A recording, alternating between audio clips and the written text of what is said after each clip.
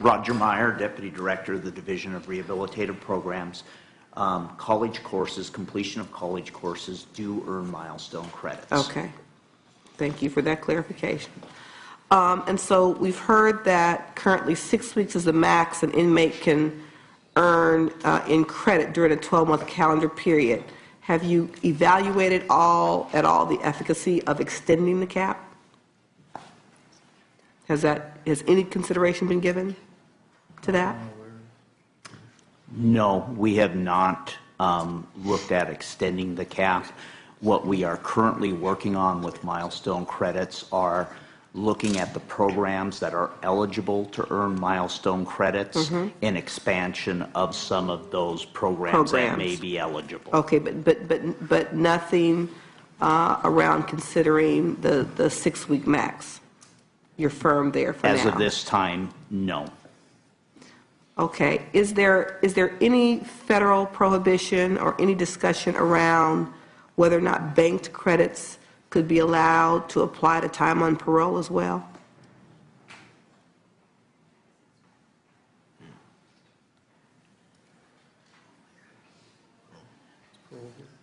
I'm not familiar with that.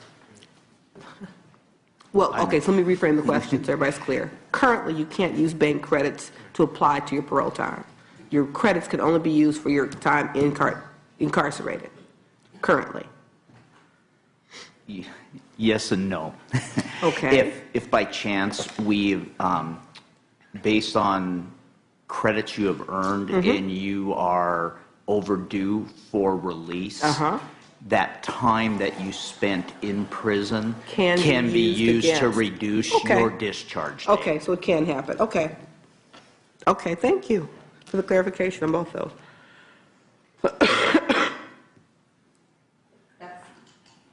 You didn't have any other questions? That's it for me. Thank you. Thank you. Senator Anderson?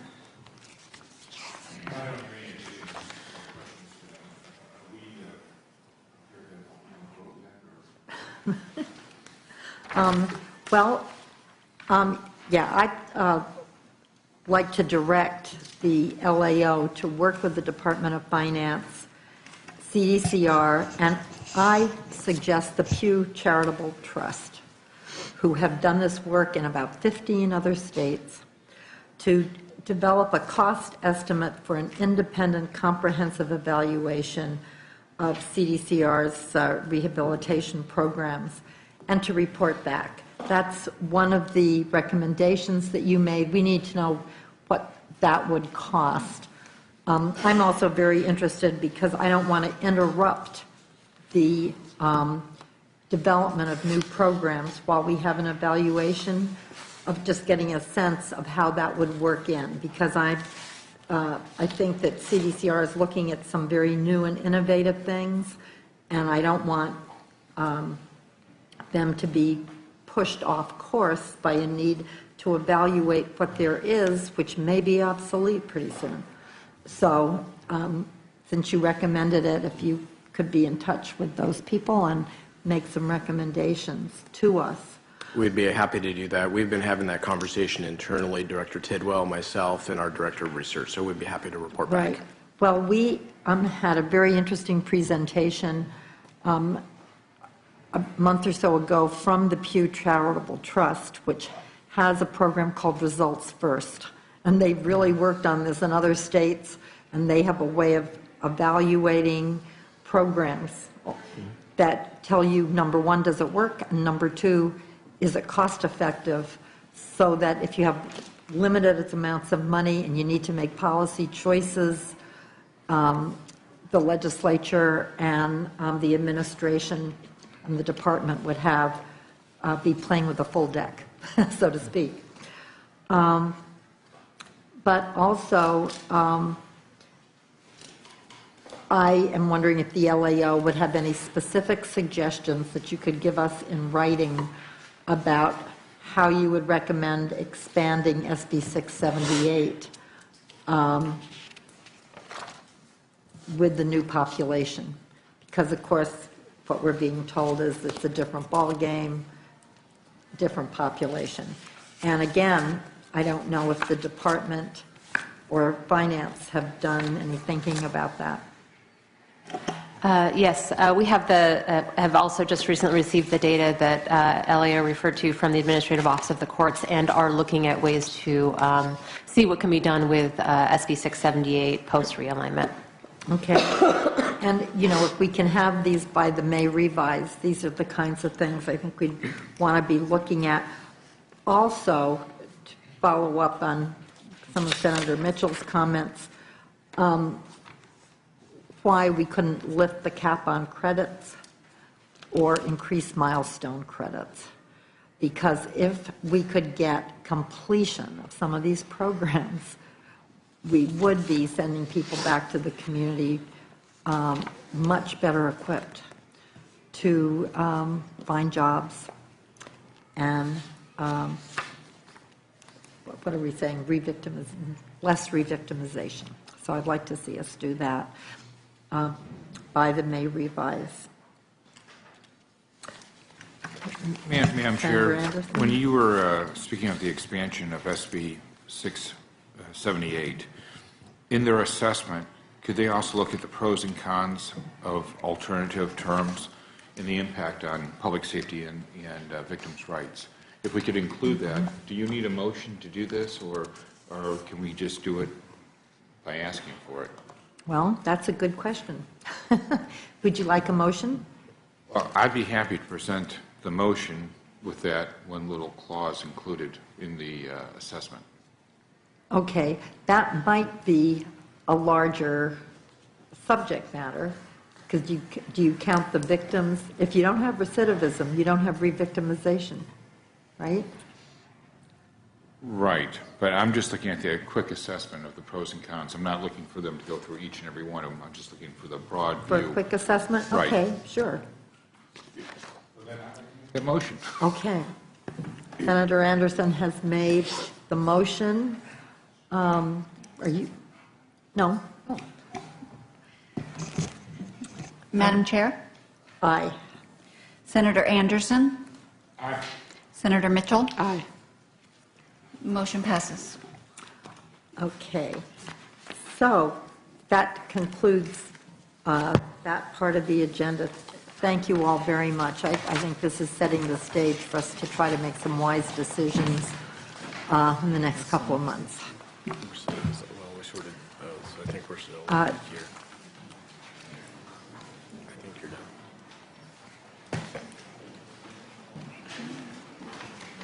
So now we're going to consider some of the BCPs the department has put forward.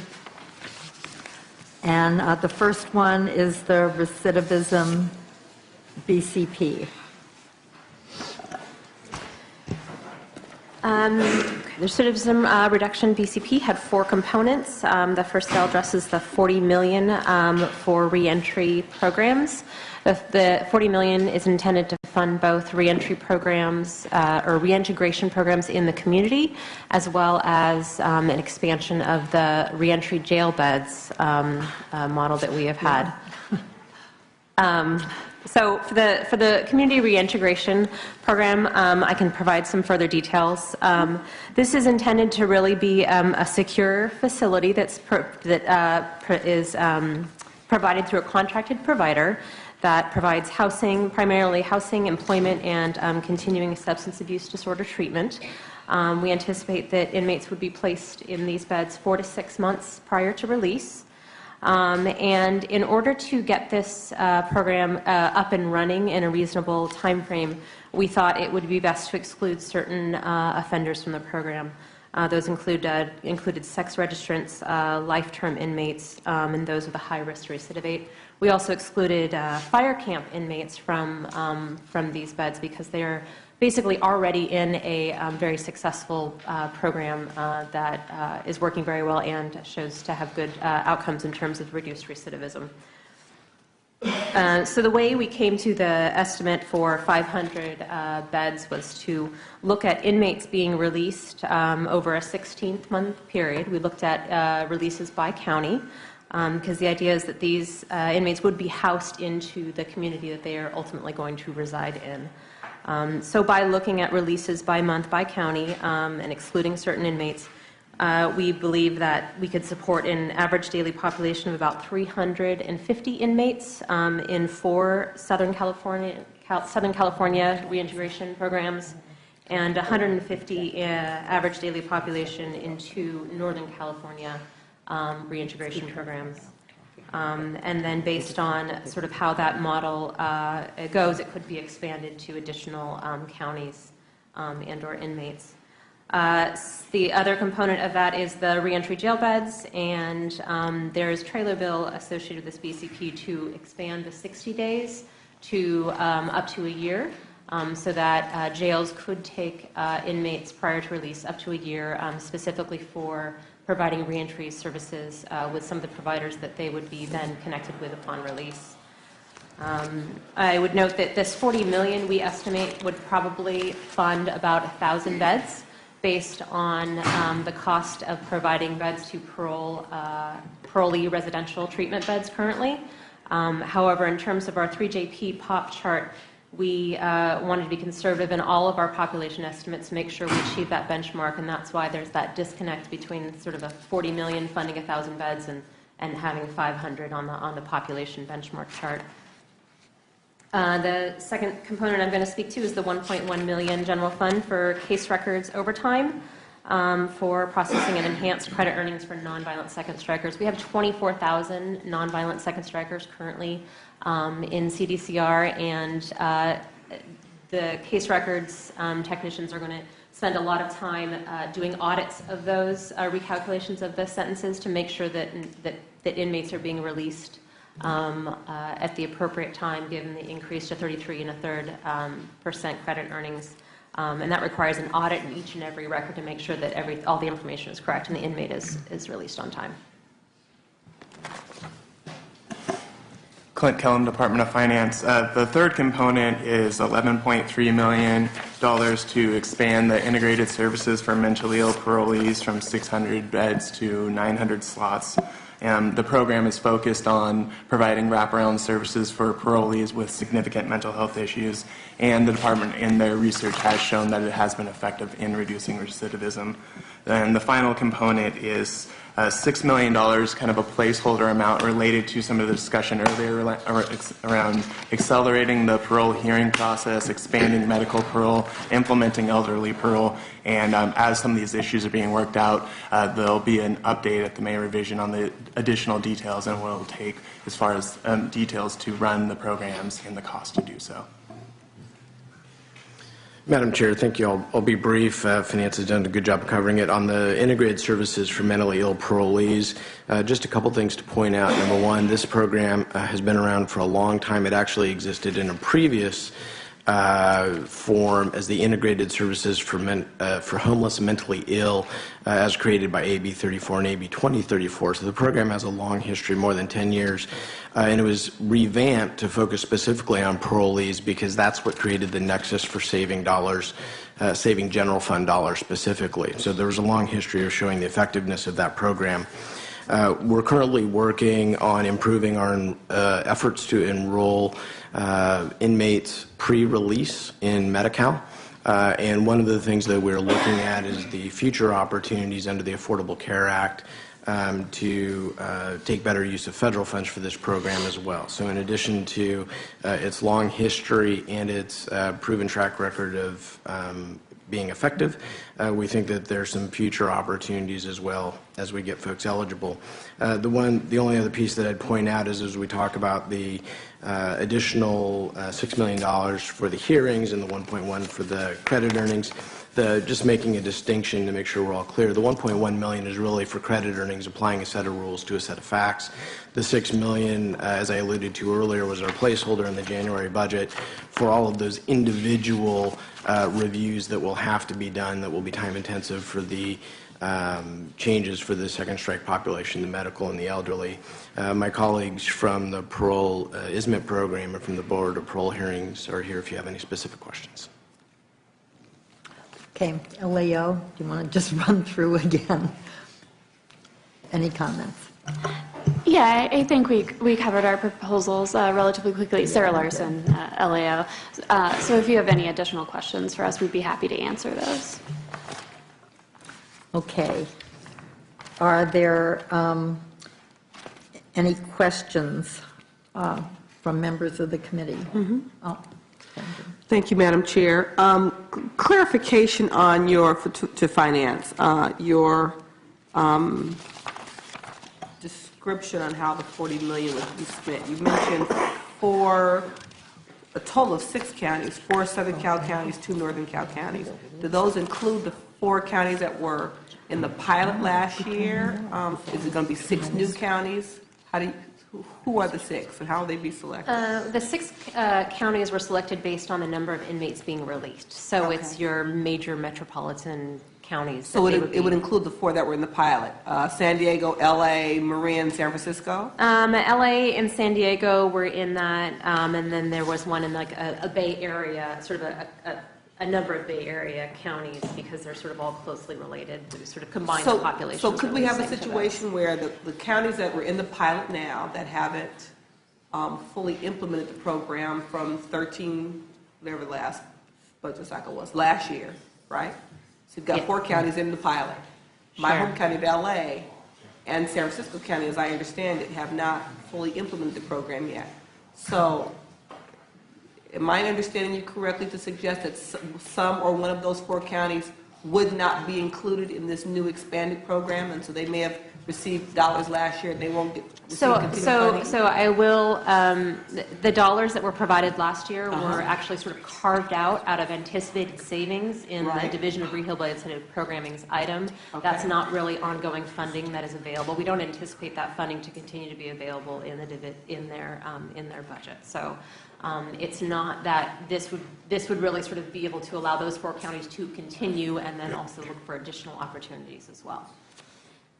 Interesting. And the counties were identified just based on sheer numbers, the numbers counties who are willing to So we are definitely open to hearing from counties in terms of what they think an appropriate cost for such a program would be and what kind of services they would be willing to provide. But in terms of the community reintegration programs, in order to sustain something like that ongoing, you need a certain population size to be constantly sort of going out to the county. You wouldn't want to have a 50-person facility and only be able to keep 10 inmates in there at a time. Agreed. So that was why we looked at bigger counties. So you said toward the end of your presentation that was a total of about 1,000 beds? Yes. Is how you arrived at the $40 million figure. And so those are all community-based beds? It's both. It's both. We haven't specified sort of how many we think might be jail or how many we think might be in the community. We want our county partners and our community provider partners to sort of come to us with what they might have available for this funding. And so will you know that by May revise, or that will be post-May revise? The department has sort of been working more closely with these people. I know some people have come forward with, I don't know. Okay. And I ask this because I think that will have strong bearing on potentially our ability to support it, because what I hear loud and clear from my community, I co-hosted with Congresswoman Bass and Assemblyman Joan Sawyer a town hall this past Saturday in our shared territory of our districts on reentry, and we were overwhelmed by 500 plus participants, all of whom are singing from the same songbook, wanting community-based reentry services. So I think having a sense of what proportion of those beds will be community-based versus in jails will be very important for me to know the degree to which we can support the administration's proposal or not. Thank you, Madam Chair. Thank you. Is there any public comment on this item?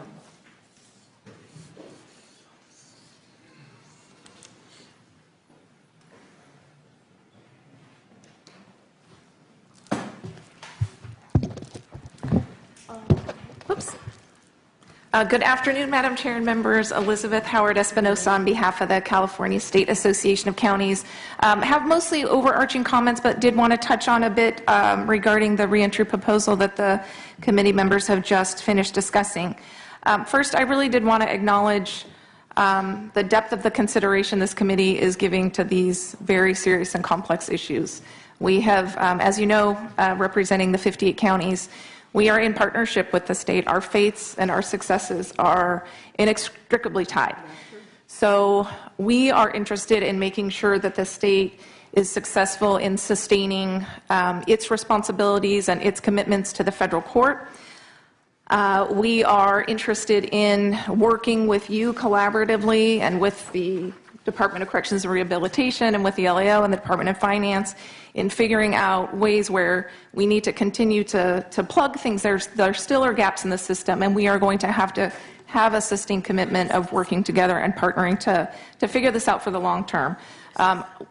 Our interest, of course, is making sure counties are best positioned to be successful with the new responsibilities that were transferred to us under AB 109. So to the extent that the state can be successful in its ability to comply with the court order, we think that preserves our ability to continue to work toward fulfilling the promise of AB 109. So I just really wanted to acknowledge the commitment and the fact that you talk about not only the success of the offender population and making sure we're looking at those people as human beings and how we can make them successful in our communities, but also understanding that we have to all be committed and think about both sides, which is making sure that we're reducing victimization in our communities. And as Senator Hancock, the chair, said, if you reduce the victims, you're also reducing recidivism. And I think that is a goal we all share.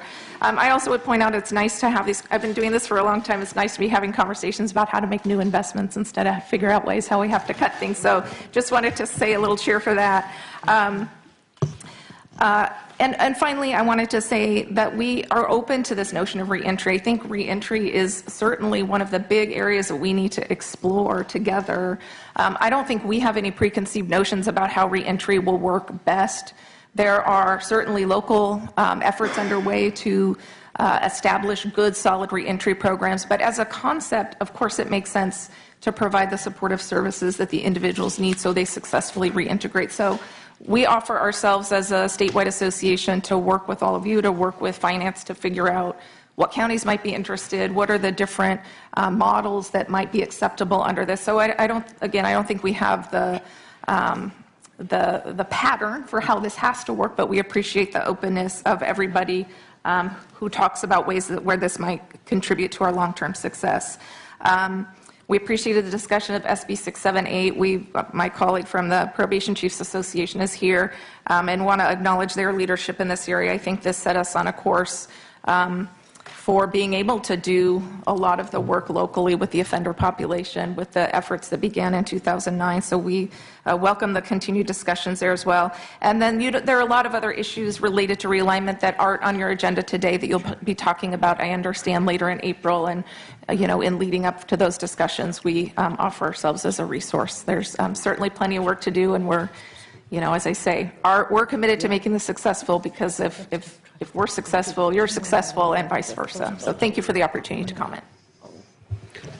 Madam Chair and members, Danielle Higgs on behalf of the Chief Probation Officers of California. Just wanted to speak briefly to SB 678, and we certainly appreciate the discussion here today and the legislature's historical commitment to investing in the front part of that system, and we hope to see continued investment in that.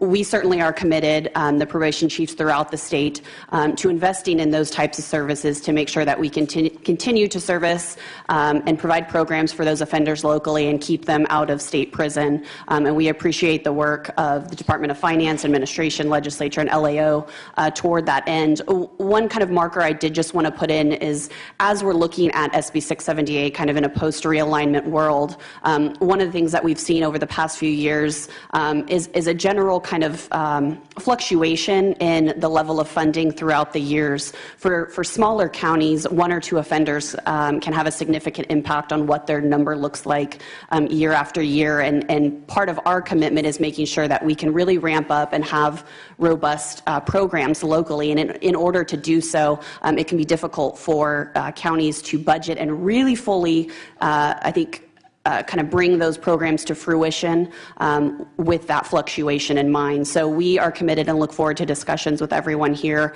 about how to continue to make that program a success. Thank you very much. Is there any other public comment? If not, okay, because I am going to try to get to our motions as quickly as I can because I know Senator Anderson has to leave in a minute. Good afternoon. I am Rosa Akil with PICO California. PICO California is a faith-based organizing network representing 450,000 families across the state. And just listening to the various testimonies starting from this morning leading to now, as people of faith, certainly we're reminded of the story of the prodigal son and just remembering how important it is to remember that our own redemption is tied to those among the least of us. And it made me want to bring up again a program that, as we think about our budget and just limited resources and the need for creativity and innovation and trying to reduce recidivism, a program that many of our PICO federations across the state have utilized very successfully called Ceasefire. It is a very small budget item, less than $10 million a year, that we're hoping to increase this year, that has reduced gun violence and homicides in the Senator Hancock's district, in Los Angeles, in other parts of the Bay Area, by really bringing together clergy, community members, and law enforcement together to really invest in the redemption of their community. And so I encourage members of this committee to really look at those types of programs that are small ticket items but make huge differences for all of us. Thank you. Thank you very much. I'm going to move that we reject the recidivism BCP without prejudice. Many of the numbers in it are acknowledged placeholders. We need more detail. I think the $40 million and the details about how RFPs or community partnerships would be put together would be important. Quite frankly, the California State Senate, which really pushed for the creation of the recidivism fund, will probably have some ideas and suggestions as well, and we'd like to have an open conversation, kind of starting from ground zero as we move ahead. So, Madam Chair, if I may, I'd be more than willing to support your motion. I just want to make it clear that my support of it should not send a signal to the administration that we're not interested in the $40 million. But we are interested in how it will be applied and what the program looks like. I think from my perspective, the reason I'm willing to support the motion is because of it's a bit vague, and more clarity, perhaps input from the legislature in terms of what that program could look like, and in a clearer sense beyond what was shared today verbally in terms of how counties will be selected, how programs will be integrated.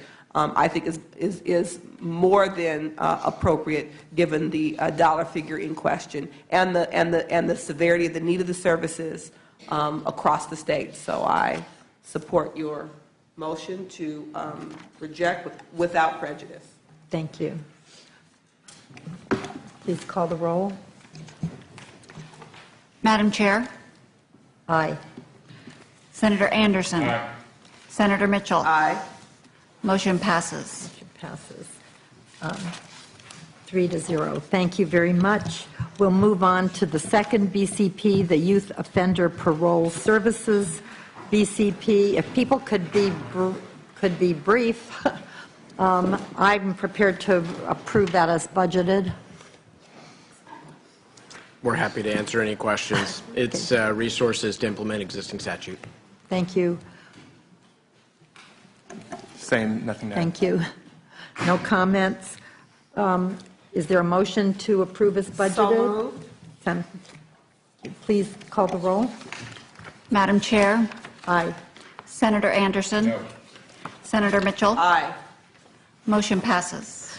Thank you. And because Senator Anderson has to leave, I'm going to take up the next BCP before we do the reentry hub update.